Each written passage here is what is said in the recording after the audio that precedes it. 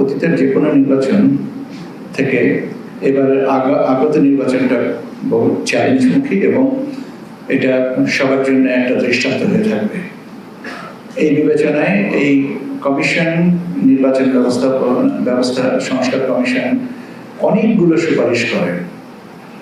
অনেকগুলো সুপারিশকে পর্যায়ক্রমিকভাবে নির্বাচন কমিশনে এবং আপনাদের সহযোগিতায় এগুলোর পর্যালোচনা করে একটা অবস্থানে নিয়ে আসা হয় এবং আপনারা জানেন যে ধারাবাহিকভাবে একটার পর একটা এটাকে কি বলে উপদেষ্টা পরিষদ থেকে অনুমোদন হচ্ছে। এখন প্রধানত একটা অধ্যাদেশ অপেক্ষমান আছে, যেটা আরপিও, এবং আরপিওটার সাথে আবার আচরণবিধির একটা পারস্পরিক সম্পর্ক আছে। রাজনৈতিক দল এবং প্রার্থীর আচরণবিধির একটা পারস্পরিক সম্পর্ক আছে। কাজে মূলত এই দুটো বিষয়ই প্রধানত অপেক্ষমান আইনগতভাবে। এগুলো কেন করা হচ্ছে? আমরা নির্বাচনটাকে সুষ্ঠু, সুন্দর, অবাধ, নিরপেক্ষ, গ্রহণমূলক এবং আন্তর্জাতিক মানদণ্ডে একটা উজ্জ্বল অবস্থানে নিয়ে যেতে চাই। আর্টিফিশিয়াল ইন্টেলিজেন্সের অপপ্রয়োগ, এটা একটা চ্যালেঞ্জ। আর একটা চ্যালেঞ্জ হচ্ছে আমাদের আউট অফ কান্ট্রি ভোটিং বা in country postal ballot voting system.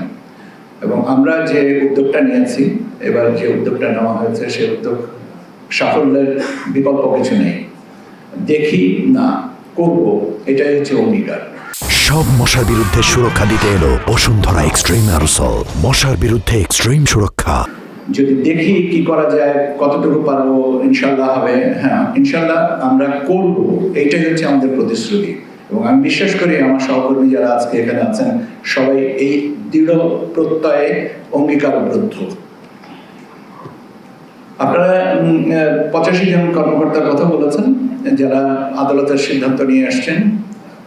আপনারা আমার সাথে বোধহয় একমত হবেন যে 85 জন কর্মকর্তার যোগদান পরবর্তীতে তাদের প্রশিক্ষণে ব্যস্ত রাখা, নিয়োজিত করা, যাতে যারা কর্মক্ষম হয়ে ওঠেন, কেন 15 বছর একটা লম্বা সময়, এবং তাদেরকে পিএটিসিতে প্রশিক্ষণের ব্যবস্থা করা। এগুলোর জন্য কিন্তু আপনারা যতটুকু না উৎসাহী ছিলেন তার থেকে বেশি উৎসাহী ছিল সচিবালয়, আমাদের সচিবালয় এবং নির্বাচন কমিশন, যে এনাদেরকে কি করে বেটার ইউটিলাইজ করা যায়।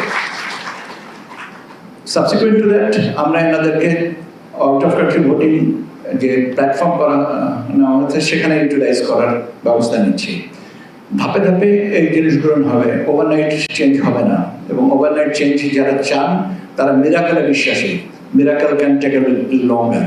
আমি এটা impossible we can handle, but miracle will take a little longer, because আমরা অদৃষ্টবাদী নই, আমরা কর্মী এবং আমরা কাজ করি, আদায় করতে চাই।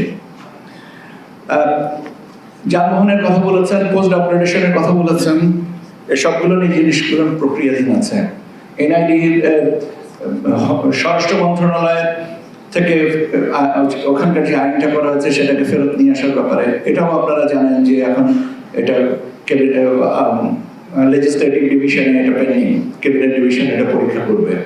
কাজে আপনাদের যেখানে যেখানে যে জিনিসগুলো আপনারা বলছেন সেই জিনিসগুলোকে প্রকারান্তরে সবগুলো নিয়ে অ্যাড্রেস করা আছে। আমি আবারও বলবো, সবকিছু ওভারনাইট চেঞ্জ হবে না, ওভারনাইট চেঞ্জ করার মতন পরিস্থিতিও নাই, এবং ইত্যাদি ইত্যাদি।